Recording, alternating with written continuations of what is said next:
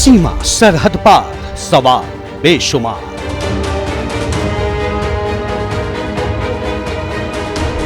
नेपाल में शादी या झूठ की मुनादी, सचिन की प्रेम दीवानी या साजिश पाकिस्तानी, 4 पासपोर्ट, सच क्या तय करेगा कोर्ट। सस्पेंस की सुपर इन्वेस्टिगेशन ऑन।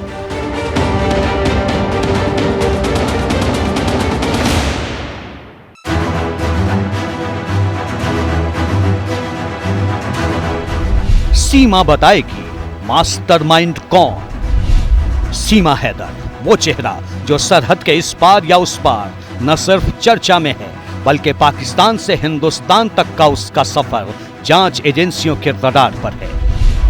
सीमा हैदर के पाकिस्तान से हिंदुस्तान पहुंचने तक के सफर की कहानी, पबजी के जरिए मोहब्बत वाली उड़ान, नेपाल में शादी की स्टोरी, यहां तक कि सीमा की ओर से अपने बचाव में बोला गया हर एक हर्फ अब शक के घेरे में है। सीमा हैदर को पाकिस्तान से नेपाल के रास्ते हिंदुस्तान आने को लेकर अब तक कई तथ्य सामने आए हैं जो जांच एजेंसियों को हैरान करने वाले हैं। सीमा हैदर का सच क्या है?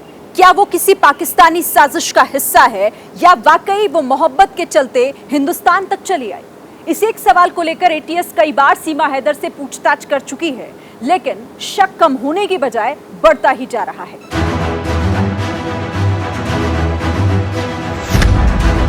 इस बीच खबर है कि मामले की जांच कर यूपी एटीएस ने पॉलीग्राफ टेस्ट की तैयारी शुरू कर दी है। पर सवाल है, क्या मोहब्बत वाली पहेली पॉलीग्राफ टेस्ट से सुलझेगी? और सवाल ये भी कि आखिर सीमा हैदर के पॉलीग्राफ टेस्ट की जरूरत क्यों है? सीमा हैदर से एटीएस 17 और 18 जुलाई को लगातार 2 दिन लंबी पूछताछ कर चुकी है। इसके बावजूद कई सवाल ऐसे हैं जिस पर एटीएस को संदेह है। दरअसल गिरफ्तारी के बाद जमानत के लिए सीमा और सचिन ने शादी को आधार बनाया था। जेवर कोर्ट में जज के सामने दावा किया कि दोनों की शादी नेपाल के पशुपतिनाथ मंदिर में हो चुकी है। यहाँ तक कि सीमा और सचिन की ओर से शादी की कुछ तस्वीरें भी मीडिया में जारी की गई। इन तस्वीरों में सीमा और सचिन के गले में फूल मालाएं हैं, वहीं सीमा ने मांग में सिंदूर भी लगा रखा है। आपने कहा कि आपने मंदिर में शादी कर ली थी, जबकि वहां पर जो हमारे रिपोर्टर पहुंचे तो वहां पता चला कि कोई शादी वादी आपने नहीं की थी। वहां पर रजिस्टर नहीं कराया था, कोई लिख पढ़ हमें इतना पता नहीं था कि क्या कहाँ होता है जी। बाकी सारी बातें आ जाएंगी सामने। लेकिन एबीपी न्यूज की पड़ताल में जो कहानी सामने आई है वो सीमा हैदर के दावे के बिल्कुल उलट है। पशुपतिनाथ मंदिर के स्टाफ और पुजारियों का दावा है कि इस मंदिर में शादी नहीं होती। नहीं, ऐसा नहीं होता है। जो शादी के लिए जो है माता पार्वती का जो गोयश्री मंदिर कहते हैं वहाँ है। पशुपत मंदिर में शादी नहीं होती। पशुपतिनाथ मंदिर में अरू खालको सबै पूजाहरू भगवान पशुपतिनाथको भगवान शिवजीको आराधनाको लागि सबै चीजहरू हुन्छ। अच्छा, आप ये कह रहे हैं भगवान की पूजा होती है, आराधना होती है। हाँ, और शादी होती है पार्वती जी के मंदिर में। शादी विवाह वर्तमान हुन्छ, तर विवाहको लागि चाहिँ गोयश्री माताको मंदिर नै उपयुक्त ठानिन्छ। गुंजेश्वरी माता का मंदिर है, मतलब पशुपत मंदिर में नहीं होता है। होइन। अब सवाल है, क्या सीमा और सचिन की शादी की कहानी झूठी है?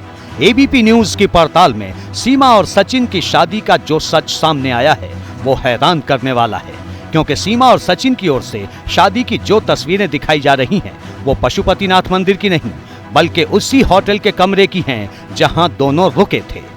पशुपतिनाथ मंदिर में शादियां होती ही नहीं है, यानी कि एक और झूठ सामने आया। अब आप सोचिए, मंदिर में शादी का झूठ है जिसके आधार पर झूठी जमानत ली है। होटल में फर्जी नाम और पते से वो वहां पर वो रुके हैं, गलत बयाना दिया कि शादी पहले ही हो चुकी है।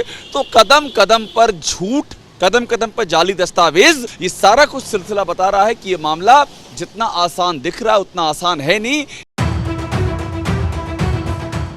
यानी सीमा और सचिन ने जमानत के लिए कोर्ट से झूठ बोला। कहानी सिर्फ इतनी नहीं है। जांच एजेंसियों को सीमा के पास से 6 पासपोर्ट मिले हैं। इनमें से एक पासपोर्ट ऐसा है जिस पर नाम और पता तक नहीं। 1.5 साल में सीमा हैदर ने इंस्टाग्राम पर 9 बार अपना यूजर नेम चेंज किया।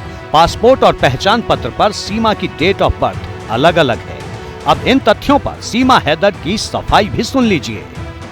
पहले पासपोर्ट में जो उम्र है वो दूसरे पासपोर्ट में उम्र है, जो शनाख्ती कार्ड में उम्र है वही मेरे पासपोर्ट में उम्र है। ये झूठ है। हाँ, मैं जो खुद कहती हूँ, जैसे मेरी उम्र कम लिखवाई गई 6 साल, तो मैं खुद 27 साल की हूँ। थोड़ी कम मेरे पापा ने पहला कार्ड बनवाया था, मेरा पापा ने, वो तो उन्होंने कम लिखवाई थी। तो उसके बाद मैंने उम्र तब्दील करवाने की कोशिश करी, पर उनका नहीं, नाम चेंज होता है, उम्र आपकी जो है वही रहेगी। सीमा हैदर का ये भी दावा है कि वो किसी साजिश का हिस्सा नहीं है, बल्कि सचिन की मोहब्बत में पाकिस्तान से हिंदुस्तान तक का सफर तय किया। सिर्फ आप प्यार के चलते ही यहाँ पर पहुँचे थे? जी जी, क्या सिर्फ प्यार के चलते ही यहाँ पहुँचे आप? बिल्कुल ये हकीकत है और एक दिन दुनिया मानेंगे सर। लेकिन क्या यही सच है? पहले दावा किया गया कि सीमा हैदर पाकिस्तान के सामान्य परिवार की रहने वाली है। बाद में पता चला कि सीमा हैदर के चाचा और भाई पाकिस्तान की सेना में हैं। यही नहीं, अब तक हुई जांच में सामने आया है कि सीमा हैदर पाकिस्तान से यूएई के रास्ते नेपाल और फिर नेपाल से हिंदुस्तान तक पहुंची। लेकिन इस रास्ते में किसने उसका साथ दिया? सीमा हैदर ने यात्रा के लिए पैसे कैसे जुटाए? सीमा हैदर पाकिस्तान के सिंध की रहने वाली है, लेकिन उसे हिंदी अच्छी तरह कैसे आती है? ये वो तमाम सवाल हैं जिसको सुलझाना जांच एजेंसियों के लिए टेढ़ी खीर बनता जा रहा है।